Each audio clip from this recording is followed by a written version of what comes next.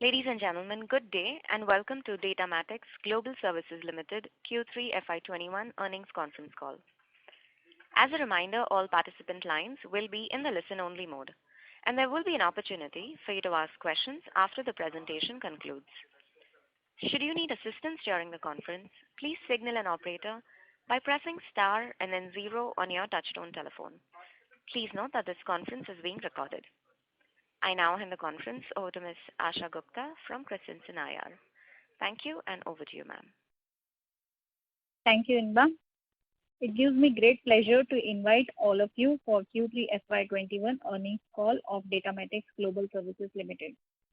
The results and investor presentation have been mailed to you and is also available on our website www.datamatics.com. In case anyone does not have copy of press release and presentation, please do write to us. We will be happy to send the same to you. To take us through the results today and to answer your questions, we have with us the top management of the company represented by Mr. Rahul Kanodia, Vice Chairman and CEO, Mr. Sandeep Mantri, CFO, and Mr. Mitul Mehta, Senior VP and Head Marketing and Communications. We will be starting the call with a brief overview of the quarter given by Mr. Rahul Kanodia, which will be then followed by financials given by Mr. Sandeep Mantri. We will then take the Q&A session. As usual, I would like to remind you that anything that is said in this call which gives any outlook for the future or which can be construed as forward-looking statement must be viewed in conjunction with risk and uncertainties that we face.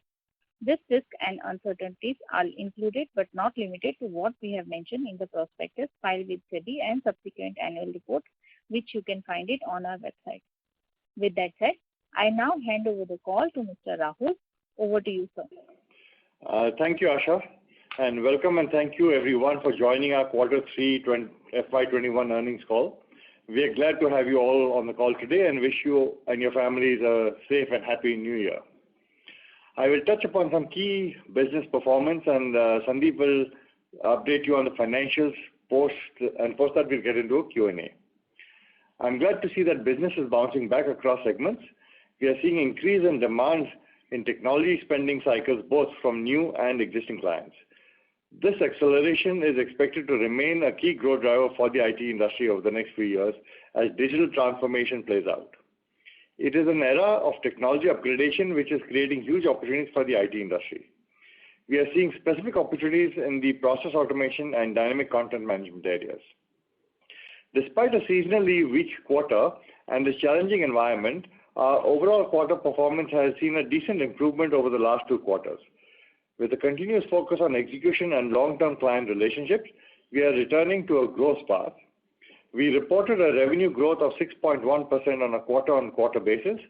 We had a negative sequential quarter of 10.7% in quarter 1, followed by a positive growth of 3.1% in quarter 2 over quarter 1, and now it is 6.1% in quarter 3 over quarter 2, which brings us almost to a flat performance on a year-on-year basis. The key highlight for the quarter was the sustainability of a double-digit margin.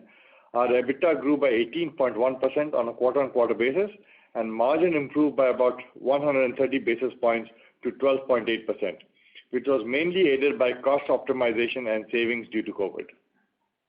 On the business front, our IT services, which constitutes 54% of our revenues, witnessed a growth of 2.5% quarter-on-quarter and a degrowth of 12.9% on a year-on-year basis. The degrowth was mainly due to closure of some projects and losses of a key customer, which we had spoken in the last earnings call. The loss had been partially recouped by new customers and other existing customers. Our BPM services, which constitute 46% of our revenues, witnessed a growth of 10% on a quarter-on-quarter basis and 16.5% on a year-on-year basis. The growth was primarily driven by a rebound in banking and insurance, back office processing, and new projects in customer management and publishing businesses. A major event was the divestment of 62.51% of our stake in Signex at a valuation of 16.6 million effective 1st January 2020. Signex on an average had a revenue of about 40 to 42 crores per quarter, which will move out of DATAMATICS financials from the next quarter of this year. Our pipeline continues to remain healthy, and we are confident of sustaining the growth momentum in the coming quarters. We have recently launched a new version of TrueCap Plus. It is an AI-enabled intelligent document processing product. It will allow enterprises to realize faster time to value, and achieve greater straight-through processing with accuracy. The product is closely integrated with our robotics automation product called TrueBot. Our total cash balance was 254 crores with no debt, and I am pleased to see that DATAMATICS' response and commitment towards to work in this difficult situation. We are closely working together as a team and focusing on execution and addressing the global business opportunities. With that, I will now hand over the call to our CFO, Sandeep Mantri. Sandeep, over to you. Thank you, Rahul. Good afternoon to everyone on the call today, and thank you for joining us on our Quarter 3 FY21 earnings call. Wish you all a very happy new year. Let me start with the key financials for the Q3 ended on December 31, 2020.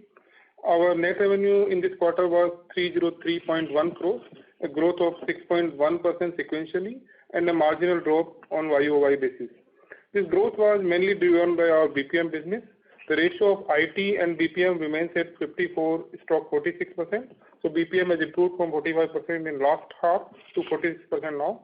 IT services revenue for the quarter were at 158.2 crores, a growth of 2.5% sequentially, and a drop of 12.9% from last year the same quarter. BPM revenue were at 145 crores, a growth of 10.3% sequentially, and 16.5% over last year same quarter. The key highlight for this quarter is our EBITDA margin. So our EBITDA margin has improved substantially. For the quarter, it was at 12.8% as compared to 8.6% in the last year quarter and 11.5% in last quarter. So compared to both the quarters, we have improved in terms of our EBITDA margin, despite a seasonally weak quarter when we have many holidays in the month of December and November because of US Thanksgiving and US Christmas festival. We were able to maintain double-digit EBITDA margin due to cost optimization and cost savings due to COVID. Our profit before tax for the quarter was 32.1 crore as compared to 21 crore in the same quarter of last year and 23.1 crore in the last quarter. So our PBT also has improved significantly when we compare to last quarter and last year same quarter performance. Effective tax rate for the quarter was 24.4%, which is similar to the same quarter of last year, and it was 26.4% in the last quarter. So we have improved on tax rate as well. As mentioned in earlier calls also, our estimated tax rate should be in the range of 25 to 26%. PAT after non-controlling interest for the quarter stood at 22.2 crores, a growth of 43.7% on quarter-on-quarter basis and almost 70% growth on YOY basis. Diluted EPS for the quarter was 3.76 per share, which is higher than Q2 FY21 and Q3 FY20. Q2 was at 2.62 and last year was at 2.22 respectively. Now coming to 9-month financial, our revenue was at 865.8 crore, which is a drop of 3% on YOY basis, out of which 1.3% is due to Duo, a subsidiary we divested in March 20. So the net drop is about 1.7%. So we are almost flat in terms of YOY revenue. The growth was impacted mainly due to COVID-19 pandemic in the initial quarters of the current fiscal year. For 9 months FY21, our BPM revenue were at 397 crores, a growth of 9.1% on YOY basis, and our IT revenues were at 469 crores, a drop of 11.4% on YOY basis. Consolidated EBITDA margin remains stable for 9 months at 11.6%. BPM EBITDA margin is now at 16.4% as compared to 9.7% in last year 9 months. So we have approximately 700 basis point increase, which is driven primarily due to operational efficiencies and revenue growth. Our IT EBITDA margin, though, remains under pressure at 7.5% as compared to 11.3% last year. The key reason for this drop is as we explained in the last call also, is the loss of a key customer and closure of some of the projects. And there are budget constraints also at few customers, and which has resulted into price pressure and ultimately lower margin. Our other income for the 9 months was at 6.3 crore as compared to 13.1 crore last year. This is mainly due to exchange gains booked in last year. This year the exchange gain is not there because hedged rate versus the current rates are more or less same.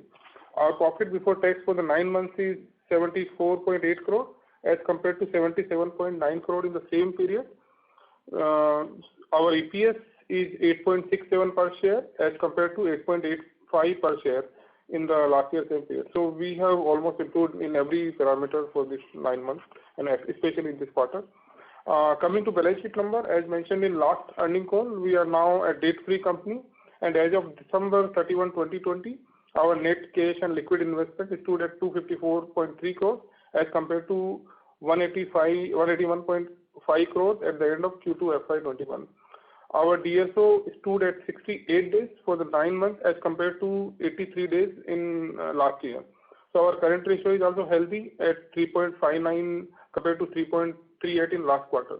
So almost in all balance sheet parameters, there is a marked significant improvement.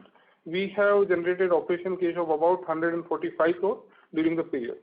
So with free cash flow also grew significantly in 9 months, mostly led by consistent focus on liquidity and collection and the cash management at our end. We continue to remain focused, cautious on uncertain situations, and we are confident of combating challenges and maintaining growth momentum. In terms of our geographical footprint, US is 59% now, India is 21%, UK and Europe is 15%, and rest of the world is about 5%.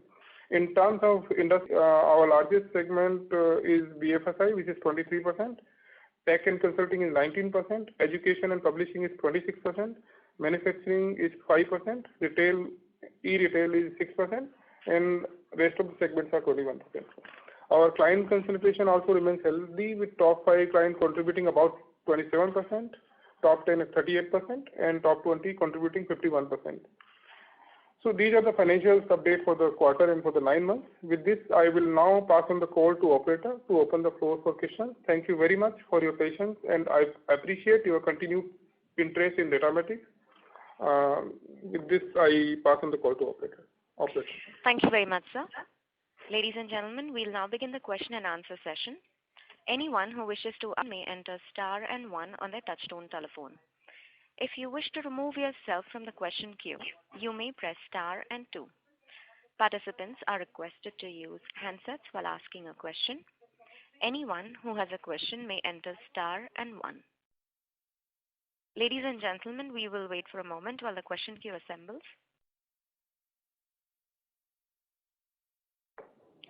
Our first question is from the line of Vikas Parekh, an individual investor. Please go ahead. Thank you very much, sir, for taking the question, and congratulations for good set of numbers. So you have announced about the divestment of stake in Signex. So can you elaborate on this? What was the thought process behind this decision? We touched upon it last time as well. So we as DATAMATICS, Signex didn't fall into the core focus of DATAMATICS.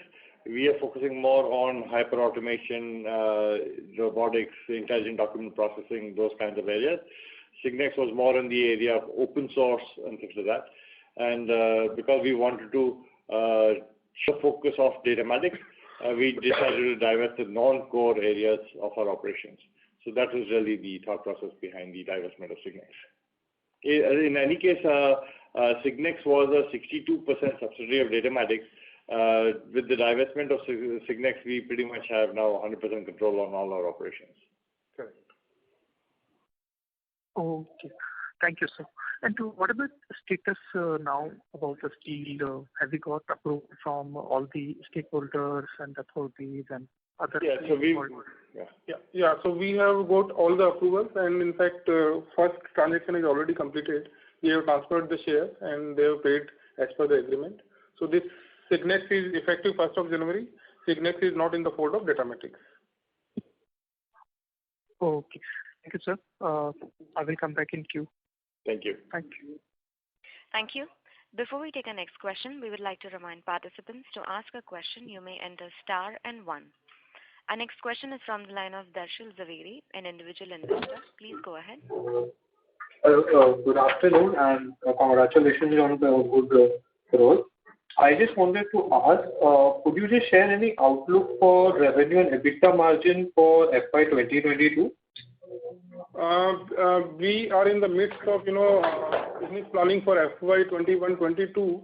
So right now it will not be appropriate for me to share the guidance. But when we meet next time after March call, we will share you more concrete number on FY21-22. I can say that we are on a growth path now. So the margins will be stable only, or if you could just clarify on that? Margin will remain stable. It may marginally increase in next year as well.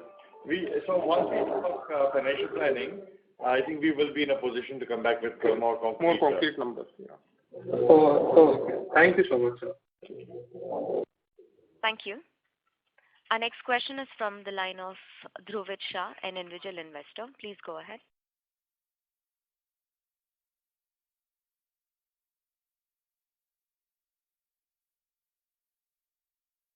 Mr. Dhruvit Shah, could you please unmute your line and go ahead with your question?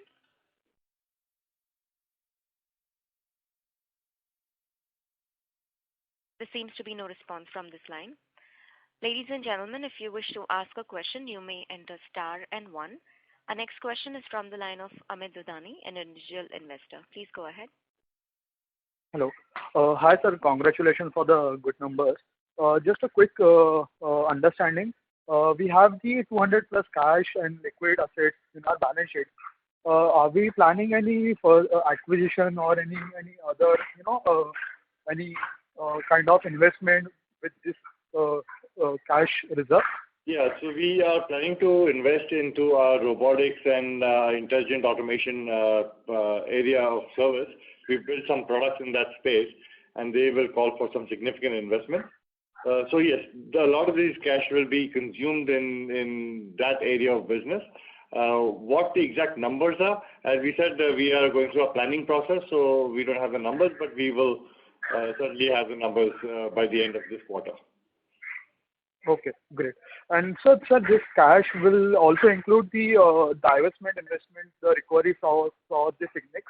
Yes. Like partially this is included. So out of total 16 million, about 8 million is included in this 254 crore, and 8 million will come over a period of time. Okay. And sir, how do you plan to add up this growth? Like we have diversified the Signex. So do we have any plan for match the revenue in subsequent financial year? So we are more on profitability right now. So our goal is to be more profitable in terms of margin, and obviously we will have the growth. We will have decent growth in our businesses which we are currently in. So that's the thought process. So will we be able to fully cover the hole created by the divestment of Signex? I don't know right now. We are in the planning process. But as Sandeep said, our focus is more on profitability. But yes, we will put in a lot of effort on sales with the end of selling the product businesses that DATAMATICS has. So we will claw back a good component of it, but exactly how much we'll claw back, I can't say right now because we are going through the planning process. When we meet next time, we will have more concrete numbers on FY21-22. Okay, thank you, sir. Sir, last one more question on the EBITDA margin. Like due to COVID, you are able to save a lot of cost.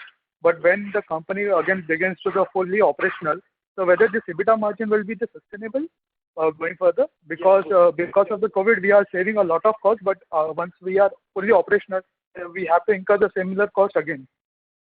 So it will be partial because there will be some saving because of COVID, like travel and hospitality cost, which will not be there in last 9 months. But once business resume operation, those costs will again start picking in the next quarters or next to next quarter.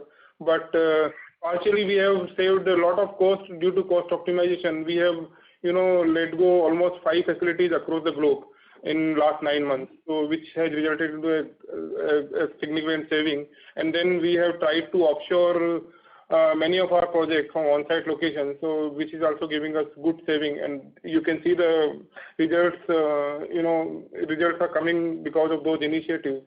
And we continue to do so, and we continue to do more and more automations in the operation, which will result in higher margins. Yeah. So to answer your question, some of the cost reductions are permanent. We will not get all the offices back. Some of the cost reduction will bounce back. Like travel, there will be increased travel, but it will not go back to the same levels that it was last year. Yeah. Okay. Thank you so much, sir.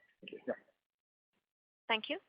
Any participant who wishes to ask a question may enter star and 1. Our next question is from the line of Vikas Parekh, an individual investor. Please go ahead. Thank you very much, sir, for the opportunity. My question is related to question just before noon. So this in the work from home model and where as per my understanding, commentary from other companies, the offshore has increased its share in businesses. So how is this happening with our company, and how is this demand environment? Because the view about offshoring and the BPM business has improved or not. So what is the case with our client? So we had a mixed bag. In Q1, we took a significant hit, and our quarter revenues degrew by about 10.7%. But then Q2, we had a little bit of a bounce back, and we grew at 3.1%. And then Q3, again, we've had a better growth, and we've grown at 6.1%. So we see it bouncing back. The hit was largely taken by the BFSI segment, because a lot of the banking work that we do, they don't allow you to work from home because of data security reasons. So that piece of business was hit hard. Now that's bouncing back because we've resumed some partial work from office. So those people working in those banking projects have started working from the office once again. So that piece is bouncing back. However, the travel and hospitality business is still kind of struggling. Yeah, so that's where it is. So we've had a mixed reaction. So business is growing. We see it growing again, but initially we did take a hit. Okay. Thank you, sir. It's quite helpful. So, in this work from home model where we are able to save cost and there is a cost saving which is visible to others as well. So, is there any pricing pressure from client side? Do they want to take some share of this cost saving also?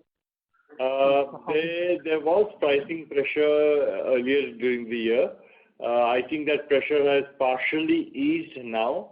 The clients are not looking at taking advantage of the cost saving we are doing because they themselves are in the same mode, and they themselves are also reeling under the COVID impact.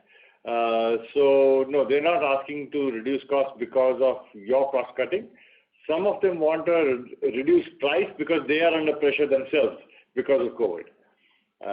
But now I think I see the pressure easing off as the world economy is opening up. This last question, sir, if I squeeze in. So we have recently launched this new version of this TrueCap. Yes. So can you give some light on that as well? So TrueCap is an intelligent or AI-based, artificial intelligence-based data capture solution, which is able to ingest data from multiple different sources, and it is a very critical component of the robotics practice. So it will plug into our robotics practice. It also very well fits into the intelligent document processing area that we are targeting very actively. So it is a very key component of our go-to-market for the intelligent document processing practice, as well as it augments the robotics practice that we have. We are very bullish about it, and we see good traction coming from the market on this product. Yeah, over to you. Mr. Parekh, do you have any more questions? I will come back in the queue. If there is no one, then I will ask again. Can I go ahead? Yes, sir. There is no one. Okay, thank you. So, can you, there was some mutual fund, UTI mutual fund deal that also happened. So, what was about that? Can you say something about that as well? UTI mutual fund also, do you recollect? Digital SBI. Mutual fund, UTI. Mutual. Yeah. So this is more around their digital transformation process. That's a specific project. I don't have specific details on the project right now, but I know it was around their digital transformation. Digital workroom, basically. So we've got a solution around the e-office, and we call it the digital workplace. And many companies are increasingly going with the digital workplace because of this whole lockdown mode. So we've successfully delivered one to the Reserve Bank of India. We've delivered another one we're delivering to SEBI, and this one is for the State Bank of India. UTI mutual fund for the same solution. So it's all around a digital working environment for all these companies. And with SEBI and with RBI type of customers, we've done some very marquee projects in this space, including RECL. So this is just another customer in the same space. Thank you very much, sir. I will come back in queue with some questions. Thank you. Sure. Thank you. Any participant who has a question may press star and 1. Our next question is from the line of Keshav Garg from PCIPL. Please go ahead. Sir, very good morning to you, and sir, many congratulations for a good set of numbers. And sir, I hope that the growth that we showed this quarter will carry on in future. And sir, I wanted to first of all understand that after the sale of our recent whatever announcement, Castex or something, our subsidiary that we have made, sir, as on 31st of March 2021, sir, what will be the net cash balance with the company? So this quarter, if you see, we added about 70 crores. Correct. During this year. So I suspect, what is the quarterly capital? So I think the cash balance will remain more or less same because Signex will go out of fold effective 1st of January. So the Signex balance will not be there in the next quarter. So we will be, I can't estimate right now, but if the collections are good and if everything is okay, normal, then we will have about between 220, 230 crores. Sir, but if I can, sir, as on September only, we had around 200 crore cash and investment combined. Sir, so after the sale of subsidiary and internal accruals of the second half of this present financial year, so the cash balance should, I thought it will exceed some 300, 400 crore. Cash balance included Signex balance also until December 31st. So Signex, we have 62% stake. So though the cash balance is shown 100%, but we claim only 62% in that company. So that is why the cash balance will go from Signex and will move into DATAMATICS, where DATAMATICS can use the cash balance now. Okay, but you are saying it would be approximately 200 crore or thereabouts? More than 220 approximately, I would say. Okay, 220 crore. Okay, great. And sir, also this quarter, sir, our IT division, somehow the profits fell and our BPM division profits shot up. So, is it some kind of product mix change? Of what exactly is the reason behind this? So we spoke about it in the last earnings call as well. It was basically due to a loss of some highly profitable customers and a few project closures in the IT space. And it is the impact of that, essentially. Okay. Sir, and also wanted to understand that on the working capital side, sir, are you seeing some pressure on receivables ease? Pressure on receivables is easing in the sense that we are putting a lot of pressure on collection. However, we have a lumpy business when we come to the AFC business, which is focused around the metro work, which is working with government bodies. So they tend to be lumpy, and that gets a little erratic. So when we do the invoicing on that, we could have an increased DSO. However, outside of that, the rest of the DSO is well under control, and we keep the pressure on a consistent basis. And there is no pressure on working capital as far as this MMRD. Only, I think, 60 to 90 days is the time period when we get the invoice collected. So during that period, our DSO goes high, but when we collect the billing, it again, bring down to normal levels. Okay, sir. And so even if you see, our December is 68 days compared to 83 days in last year, March 2020. If we do billing in, let's say, February or March for these metro projects, then obviously we are not going to collect immediately. So to that extent, our DSO will again, bounce up to some extent. Okay, sir. And sir, after the fourth quarter results, sir, please consider a share buyback or a liberal dividend. We said last time also that we will discuss in the next board meeting about dividend and about what you said, I think last time also. So great. And sir, also sir, just a general question, sir, like you must be aware, sir, since COVID, sir, the expenses of IT companies have dropped drastically on traveling, visa expenses, etc., etc. So the margins have expanded to all-time multi-year high for the sector in general. Right. And sir, and if we see the sector, the industry on a whole, so the debtor outstanding days are approximately 45 to 60 days. So, but in our case, sir, our debtors are around 80 to 90 days, and sir, our margin is on the lower side. It is barely 10%. So it is not 10% now. Or if you see our last quarter, it is 12.8%. It's 13%. Sir, so that's very encouraging. But still, I'm saying that why our expenses didn't reduce as others, like for the others in industry, why our expenses didn't fall? No, so if you see our other expenses, they fall substantially from, I think, 130 to about 30 crores decrease in 9 months, which is a significant decrease. If you see our published result, you will see those numbers. And second, on the margin front, we are. Yeah, I think the bigger issue is that in Q1 we had a degrowth of almost 11%, 10.7 to be more precise. Correct. When the cost did not move, but the revenue went off, and that is a huge impact. And it's really that I think many of the other companies probably did not have that drop, and we unfortunately the timing was not very good for us, where we lost that customer, and I think that's really the issue. Basically, now that your other expenses have dropped, but employee expenses have gone up. So basically, there is no margin expansion as has been seen with the other players. So basically, now with our revenues finally stabilizing, so you think that our margins will go up now? Yes, in this quarter certainly. In the fourth quarter of this year, our margins will go up. And right now our margins are at about 12-13%, which is I think from last year's level. If you see last year same period, it was 9% or 8%, something like that. Okay.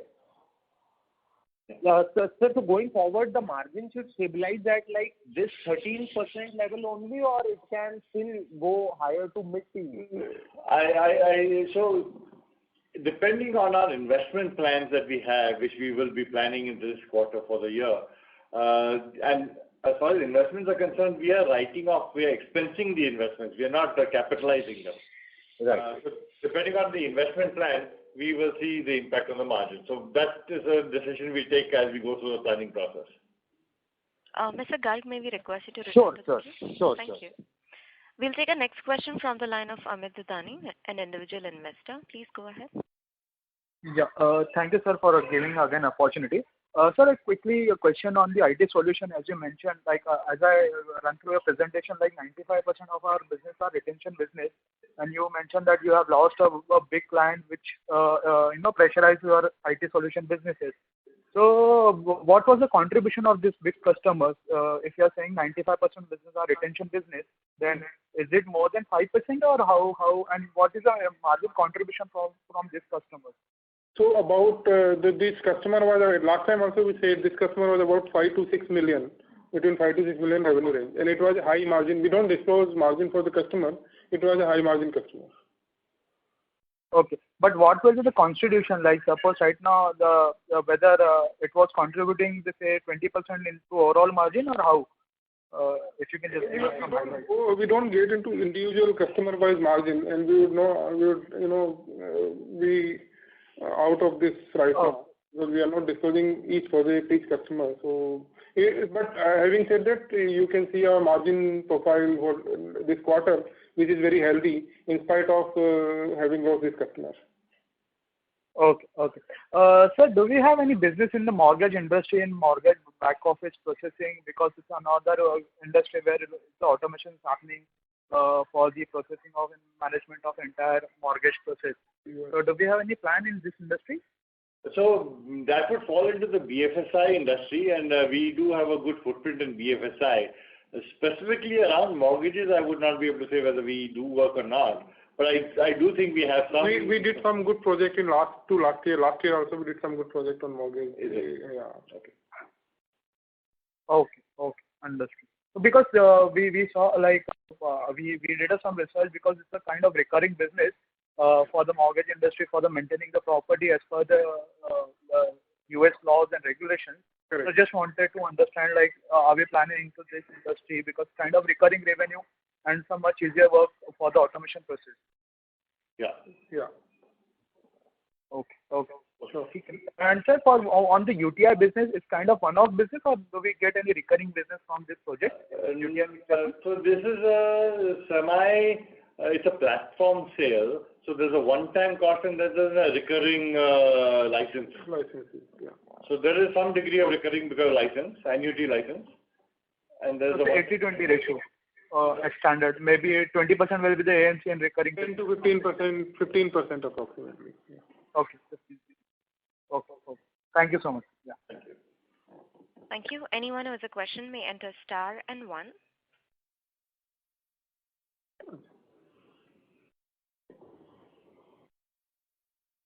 Hello.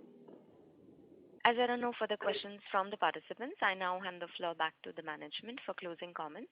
Over to you, sir. Yeah. Thank you everyone for being on this call. We really appreciate the time you spend with us and the inputs that you give us. We would like to once again wish you a very happy new year for 2021. Hopefully, COVID will be behind us very soon now that the vaccine is out, and we look forward to a more vibrant industry and environment, and hopefully a good growth. So thank you all for being with us again. Bye-bye. Thank you, members of the management. Ladies and gentlemen, on behalf of DATAMATICS Global Services Limited, that concludes this conference. Thank you for joining us, and you may now disconnect your lines.